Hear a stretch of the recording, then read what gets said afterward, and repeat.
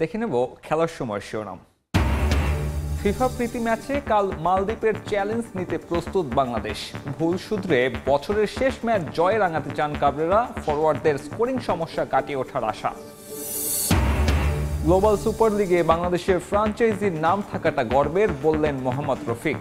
প্রথম অংশগ্রহণেই ফাইনাল খেলার লক্ষ্য, মিরপুরে ঘাম ঝরানো অনুশীলন। এবং পাকিস্তান অধিকৃত কাশ্মীরের ৩ শহরে চ্যাম্পিয়ন্স ট্রফি ট্যুর পরিকল্পনা বাতিল আইসিসির। ভারতের অভিযোগের পর সিদ্ধান্ত, আপত্তি নেই ইসলামাবাদ সহ অন্য শহরে।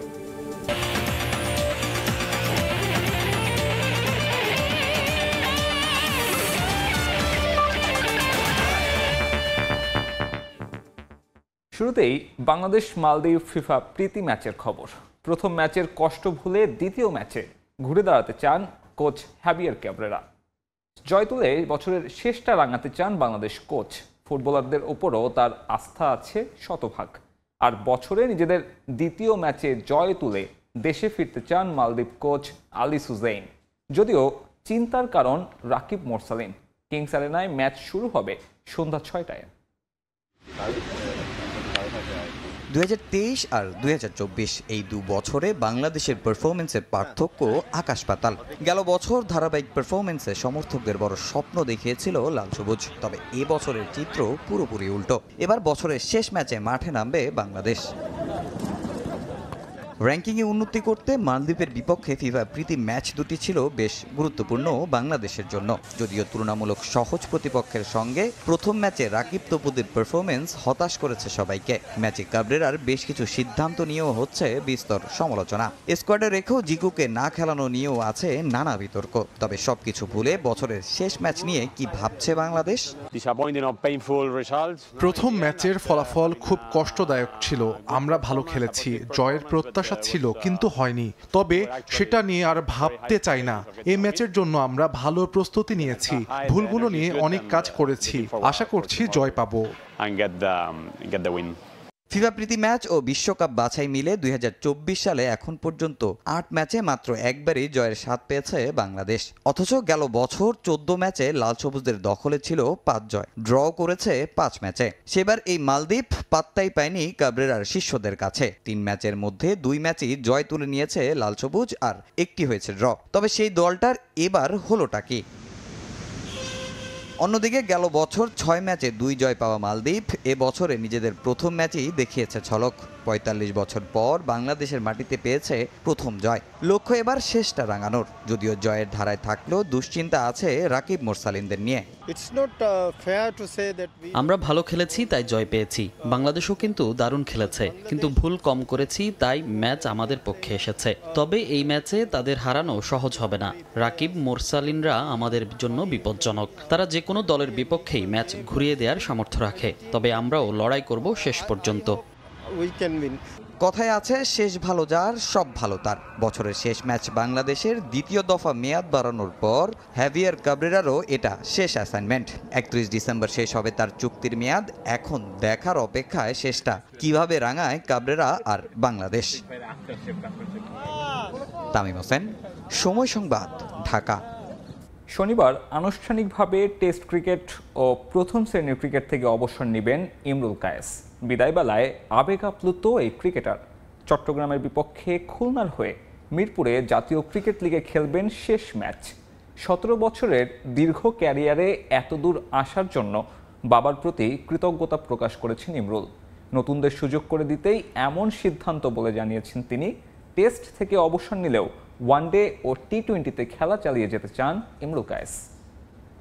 আমি আমার টেস্ট ক্রিকেটের ক্যারিয়ারের সমাপ্তি ঘোষণা করতে যাচ্ছি এবং সেই সাথে আমি আমার ফার্স্ট ক্লাস ক্রিকেটেরও ক্যারিয়ারের সমাপ্তি ঘোষণা করতে যাচ্ছি। আপনারা জানেন, আগামী ১৬ তারিখ থেকে ১৯ তারিখ পর্যন্ত মিরপুরে আমাদের খুলনা ডিভিশনের হয়ে আমি আমার ক্যারিয়ারের শেষ ম্যাচটি খেলতে যাচ্ছি 4 ডে ক্রিকেটের এবং টেস্ট ক্রিকেটের। ১৭ বছরের টেস্ট ক্রিকেটে এটা অবশ্যই আমার জন্য অনেক বড় আবেগের বিষয়। আমি খেলেছি, যতটুকু পেরেছি খেলেছি। আমি চেষ্টা করেছি আমি আমার সর্বোচ্চটুকু দেওয়ার। হয়তোবা অনেক সময় ব্যর্থ হয়েছি, অনেক সময় সফল হয়েছি, বাট আমি আমার চেষ্টার কখনো কোনো ত্রুটি রাখার চেষ্টা করি নাই। আমি সবসময় চেষ্টা করেছি যে আমি আমার দেশের জন্য ভালো কিছু সবসময় বয়ে আনার চেষ্টা করেছি। বাংলাদেশের মানুষের দেশে এবং দেশে যত বাঙালি মানুষ আছে তাদের ভালোবাসার কারণে আজকে হয়তো আমি এখানে আসতে পেরেছিলাম এবং সেই সাথে আমি তাদেরকে অনেক অনেক ধন্যবাদ জানাতে চাই যে আপনাদের দোয়ার কারণে হয়তো আমি আজকে এখানে আসতে পেরেছি। ইচ্ছা আছে যে আমি আগামী আরও কয়েক বছর আমি ওয়ানডে ক্রিকেট এবং টি-20 ক্রিকেটটা খেলে যেতে চাই। সেজন্য আমি ঢাকা প্রিমিয়ার ডিভিশন, ডিপিএল এবং বিপিএল বাংলাদেশ প্রিমিয়ার লিগটা খেলে যেতে চাই। আমি আশা করি আমার এই ডিসিশনে ক্রিকেট বোর্ড আমাকে সহযোগিতা করবে। গ্লোবাল সুপার লিগে বাংলাদেশের ফ্র্যাঞ্চাইজির নাম থাকাটা গর্বের, এমনটাই মন্তব্য করেছেন রংপুর রাইডার্সের spin bowling coach Mohammad Rafique. প্রথম অংশগ্রহণেই ফাইনাল খেলতে চায় দলটি, জানিয়েছেন অলরাউন্ডার আফিফ হোসেন। এদিকে টুর্নামেন্ট সামনে রেখে মিরপুরের একাডেমি মাঠে দ্বিতীয় দিনের মতো অনুশীলন করে রংপুর রাইডার্স। বোলার কামরুল ইসলাম রাব্বি কাজ করছেন ব্যাটিং নিয়ে। নেটে তার ভুলগুলো ধরিয়ে দিচ্ছেন কোচ মোহাম্মদ রফিক। মূলত গ্লোবাল সুপার লিগ সামনে রেখেই এমন অনুশীলন ডানহাতি পেসারের। বোলিংয়ের পাশাপাশি ব্যাট হাতেও অবদান রাখতে চান রাব্বি। বিশ্বের 5টি ফ্র্যাঞ্চাইজি নিয়ে চলতি মাসে শুরু হবে গ্লোবাল সুপার লিগ, যেখানে অংশ নিচ্ছে বিপিএল এর ফ্র্যাঞ্চাইজি রংপুর রাইডার্স। সে আসর সামনে রেখে মিরপুরে দ্বিতীয় দিনের মতো অনুশীলন করেছেন ক্রিকেটাররা। অনুশীলনের অধিকাংশ সময় নেটে ব্যাটিং নিয়ে কাজ করেছেন রংপুরের টপ অর্ডার ব্যাটাররা। সৌম্য সরকার, সাইফ হাসান, আফিফ হোসেনদের নিয়ে লম্বা সময় কাজ করেছেন কোচ মোহাম্মদ রফিক ও মোহাম্মদ আশরাফুল।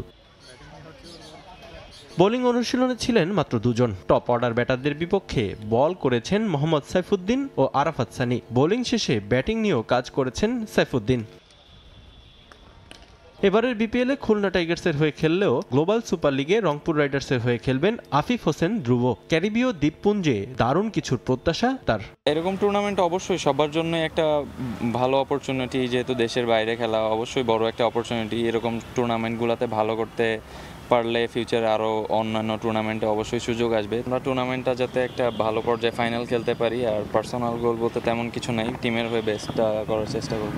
এ আসরে অংশ নিয়ে রোমাঞ্চিত কোচ রফিকও।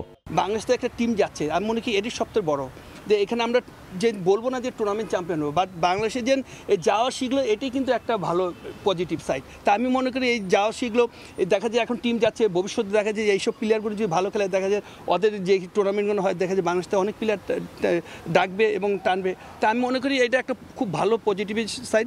22 নভেম্বর দেশ ছাড়বেন ক্রিকেটাররা। 27 নভেম্বর টুর্নামেন্টের প্রথম ম্যাচ খেলতে মাঠে নামবে রংপুর রাইডার্স। লিফাতুল ইসলাম মিরন, সময় সংবাদ, ঢাকা। এবারে নারী ক্রিকেটের খবর।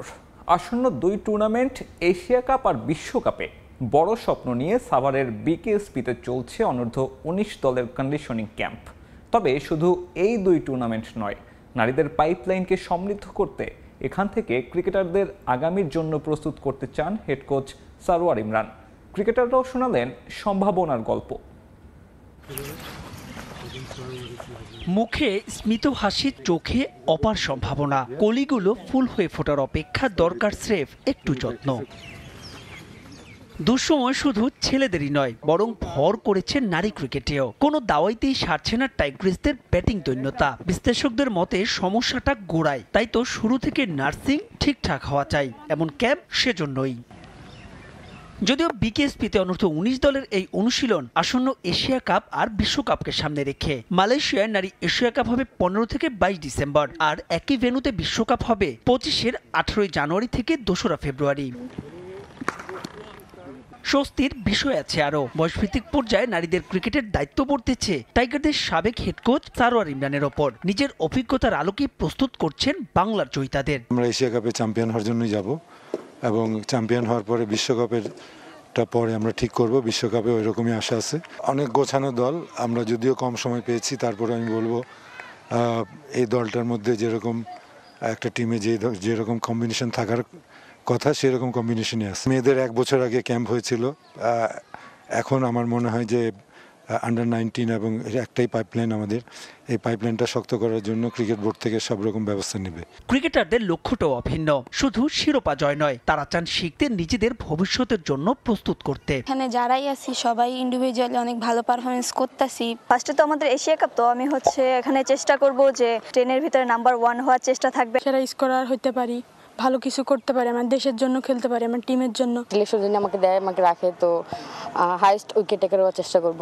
প্রথমবারের মতো টি-20 ফরম্যাটে হওয়া এশিয়া কাপে বাংলাদেশ খেলবে গ্রুপ এতে। স্বাগতিক মালয়েশিয়া ছাড়াও যেখানে ইয়াং টাইগ্রিসদের প্রতিপক্ষ শ্রীলঙ্কা, যে টুর্নামেন্টের জন্য নিজেদের মধ্যে একাধিক প্রস্তুতি ম্যাচ খেলবেন ইভা, সুমাইয়া, হাবিবারা। মাহবুব রিমন, সময় সংবাদ। ভারতের হস্তক্ষেপে পাকিস্তানের চ্যাম্পিয়ন্স ট্রফি ট্যুর পরিকল্পনা বাতিল করল আইসিসি। সূচি অনুযায়ী পাকিস্তানের অধিকৃত কাশ্মীরের 3টি শহরে নেয়ার কথা ছিল এই ট্রফি। তবে রাজনৈতিক কারণ দেখিয়ে বিসিসিআইয়ের তরফ থেকে অভিযোগ পাবার পর সে পরিকল্পনা স্থগিত করে দিয়েছে আইসিসি। কাশ্মীর নিতে বাধা থাকলেও ইসলামাবাদ সহ অন্যান্য শহরে ট্রফি ট্যুরের পরিকল্পনা সাজাতে পারবে পাকিস্তান।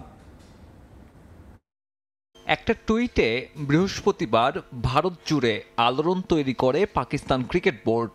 চ্যাম্পিয়ন্স ট্রফি আয়োজনই যখন অনিশ্চিত, তখন দেশটা ট্রফি ট্যুরের সূচিতে নাম রেখেছে কাশ্মীরের মতো আলোচিত শহরকে। স্কারদুতে শুরু হয়ে মুজাফফরবাদ আর হুঞ্জাতে নিয়ে যাওয়ার কথা ছিল চ্যাম্পিয়ন্স ট্রফি। তবে পাকিস্তান অধিকৃত কাশ্মীরে এই ট্রফি ট্যুরে বাধা ভারতের। পিসিবির আনুষ্ঠানিক ঘোষণার পরেই আইসিসির কাছে অভিযোগ করে জয়সার বিসিসিআই, আর তা আমলেও নিয়েছে ক্রিকেটের সর্বোচ্চ নিয়ন্ত্রক সংস্থা। ট্রফি ট্যুর শুরুর কয়েক ঘন্টা আগে বাতিল করে দেয়া হলো পিসিবির পরিকল্পনা। শুক্রবার এমন খবর এসেছে ভারতীয় গণমাধ্যমগুলোতে, যদিও আইসিসির পক্ষ থেকে এ ব্যাপারে পাওয়া যায়নি আনুষ্ঠানিক কোনো বক্তব্য। নাম প্রকাশ না করলেও সূত্র হিসেবে উল্লেখ করা হয়েছে এক বিসিসিআই কর্মকর্তাকে। আর এসব খবরের দাবি, আইসিসির অনুমতি না নিয়েই ট্রফি ট্যুরের ভেন্যু ঘোষণা করে পাকিস্তান। কাশ্মীরের পিসিবি ট্রফি ট্যুরের ঘোষণা দেওয়া ওই টুইটের বিরোধিতা করার পাশাপাশি সমালোচনা ও নিন্দা জানিয়েছে জয় শাহ। তাছাড়া পাকিস্তান ট্রফি ট্যুরের ঘোষণা দেওয়ার কেউ না, বরং এটা আইসিসির পক্ষ থেকেই আসতে হবে। ভারতের দাবি, চ্যাম্পিয়ন্স ট্রফি নিয়ে রাজনৈতিক খেলায় মেতেছে পাকিস্তান। পিসিবি চেয়ারম্যান ও দেশটার স্বরাষ্ট্রমন্ত্রী মহসেন নাকভি পাকিস্তান অধিকৃত কাশ্মীরে পরিস্থিতি উত্তপ্ত করতেই নিচ্ছেন এমন সব সিদ্ধান্ত। 16 থেকে 24 নভেম্বর পর্যন্ত পাকিস্তানের বিভিন্ন জায়গায় চ্যাম্পিয়ন্স ট্রফি প্রদর্শনীর পরিকল্পনা করেছিল পিসিবি। কাশ্মীরের 3 শহর বাদে যে তালিকায় নাম ছিল আরও বেশ কিছু দর্শনীয় স্থানের। এরই মধ্যে ইসলামাবাদে পৌঁছে গেছে ট্রফি। আইসিসির শেষ মুহূর্তের দেয়া নির্দেশের পর এখন এই আয়োজনও অনিশ্চিত। চ্যাম্পিয়ন্স ট্রফি পাকিস্তানে না অনুষ্ঠিত হলে আর্থিকভাবেও বড় ধাক্কা খাবে পাকিস্তান। এরই মধ্যে এই টুর্নামেন্ট আয়োজনে বিভিন্ন স্টেডিয়াম সংস্কারে পিসিবির ব্যয় 550 কোটি রুপিরও বেশি। যদিও আয়োজক সত্য হারালে আইসিসি ইভেন্ট বয়কটের সিদ্ধান্তে অটল পাকিস্তান। সব মিলিয়ে 1996 সালের পর একটা আইসিসি ইভেন্ট আয়োজনে দেশটার অপেক্ষা বাড়ছে আরও। সাব্বির মিথুন, সময় সংবাদ। প্রথমবারের মতো রাজধানীর হাতিরঝিলে আয়োজিত হয়েছে inspiring Bangladesh family run 2024 half marathon. 2 ক্যাটাগরিতে আয়োজিত হওয়া এই ম্যারাথনে অংশ নেন দেশি বিদেশি প্রায় 2000 দৌড়বিদ। এ সময় সুস্থ শরীর এবং সুস্থ মনের জন্য পরিবারের সব সদস্যদের নিয়ে দৌড়ের ওপর গুরুত্ব আরোপ করেন রানাররা। আর ভবিষ্যতে এমন ম্যারাথন আরও আয়োজন করার কথা জানিয়েছেন আয়োজকরা। রাজধানীতে তখনও ভোরের আলো ফোটেনি। সাপ্তাহিক ছুটির দিনের আড়মোড়া ভেঙে হাতিরঝিলে জড়ো হন হাজার হাজার দৌড়বিদ। কেউ পেশাদার, কেউ বা প্রথমবারের মতো নাম লেখান ফ্যামিলি রান 2024 হাফ ম্যারাথনে। 2টি ভিন্ন ক্যাটাগরিতে এই ম্যারাথনের আয়োজন করেছে ইন্সপায়ারিং বাংলাদেশ।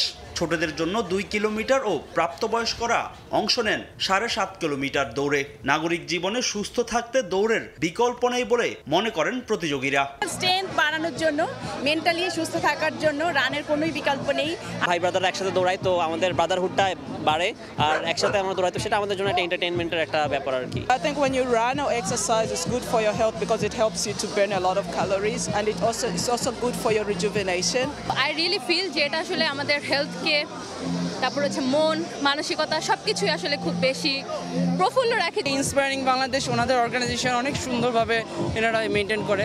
যারা ম্যারাথন স্টার্ট করতে চান, কোনো ধরনের প্রিপারেশন বা কোনো কিছু ছাড়া জাস্ট শুরু করেন, শুরু করাটাই মেন। একবার এই স্টার্টিং লাইনে চলে আসলে বাকিটা এমনি এমনি হয়ে যাবে।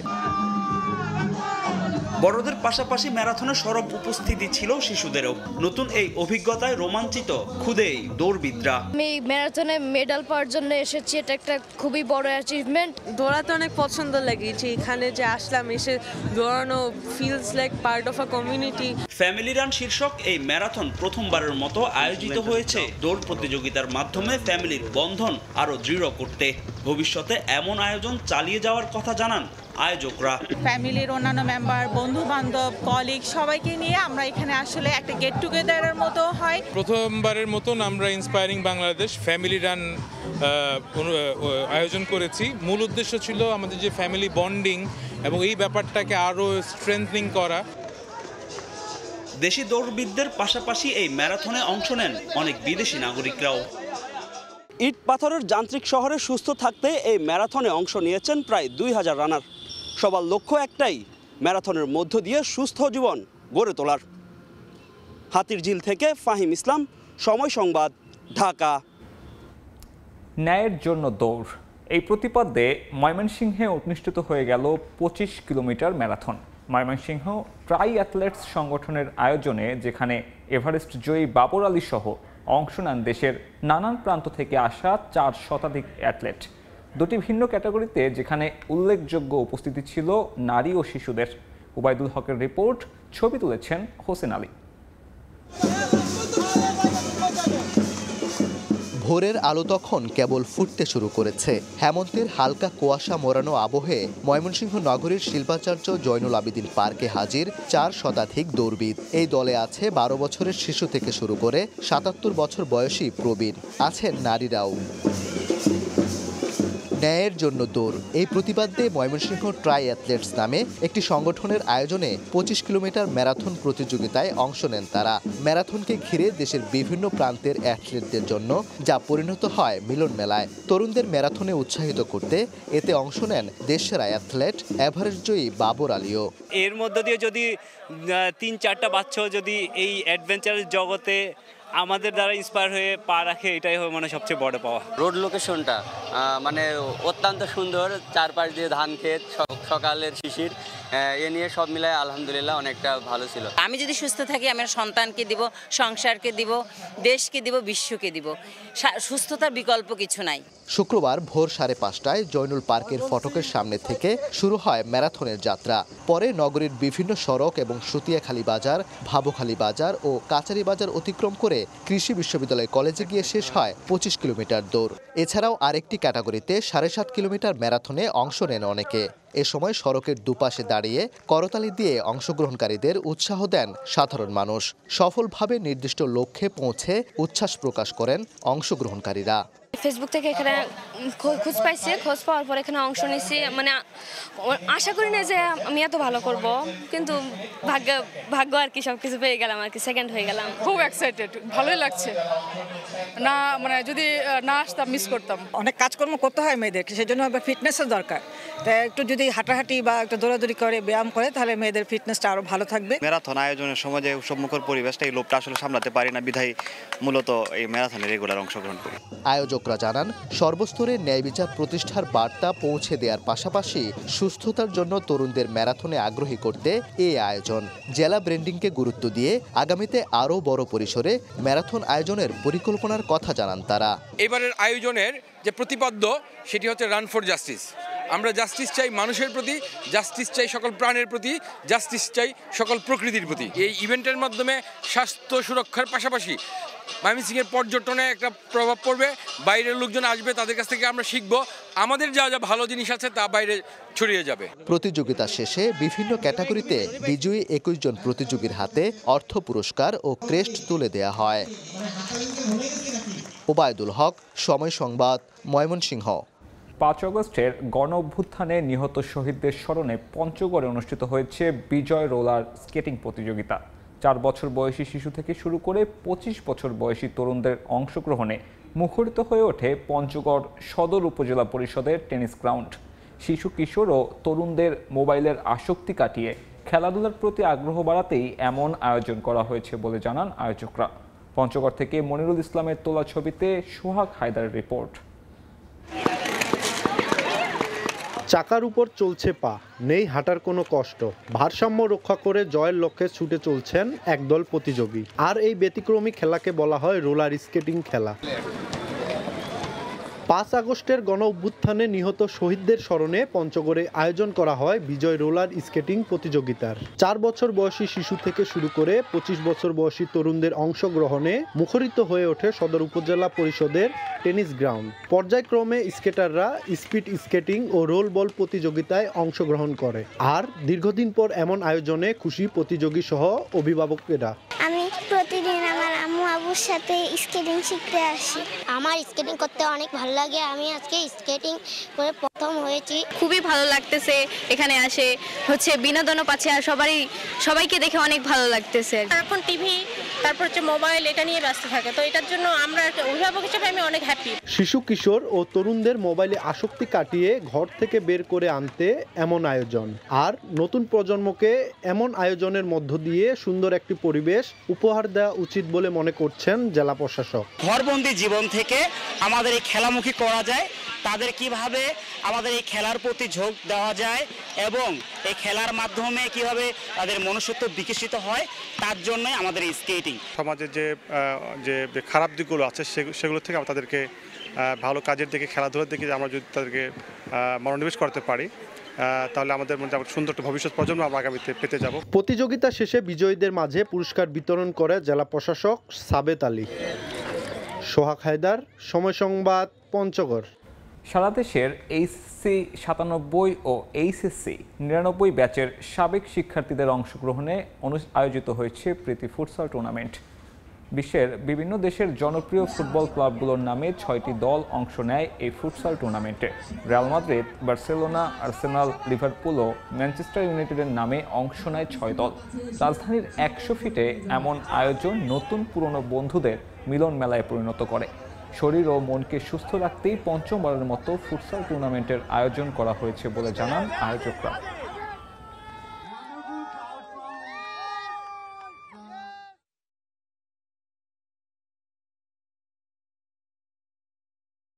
আমরা এই বছর দ্বিতীয়বারের মতো ফুটসাল ফাইনালে দ্বিতীয়বারের মতো অ্যাটেন্ড করলাম। আমরা গতবারও রিয়াল মাদ্রিদকে ওন করছি এবং এই বছরও আমরা রিয়াল মাদ্রিদকে ওন করতেছি। গত বছর আমরা আর্সেনাল চ্যাম্পিয়ন হয়েছিল, এবার আমরা আশা করতেছি আমরা চ্যাম্পিয়ন হব। পঞ্চমবারের আয়োজনে আমরা ইউরোপিয়ান 6টা বেস্ট টিম নিয়ে আমরা আমাদের এই টুর্নামেন্টটা আয়োজন করছি। গতবারের ন্যায় এবছরও 6টা টিম খেলছে, 6টা বেস্ট টিম ইউরোপিয়ান লিগের। সো এটা আমাদের পুরোপুরি বন্ধুদের একটা মিলন মেলা। এ পর্যায়ে খেলার সময় শীর্ষ সংবাদ জানিয়ে দিচ্ছে আরেকবার। ফিফা প্রীতি ম্যাচে শনিবার মালদ্বীপের চ্যালেঞ্জ নিতে প্রস্তুত বাংলাদেশ। ভুল সূত্রে বছরের শেষ ম্যাচ জয়ে রাঙাতে চান কাবরেরা। ফরোয়ার্ডদের স্কোরিং সমস্যা কাটিয়ে ওঠার আশা। এবং পাকিস্তানের অধিকৃত কাশ্মীরের 3 শহরে চ্যাম্পিয়ন্স ট্রফি ট্যুর পরিকল্পনা বাতিল আইসিসির। ভারতের অভিযোগের পর সিদ্ধান্ত, আপত্তি নেই ইসলামাবাদ সহ অন্য শহরে। এই ছিল খেলার সময়ের এখনকার আয়োজন। সঙ্গে থাকুন সময়।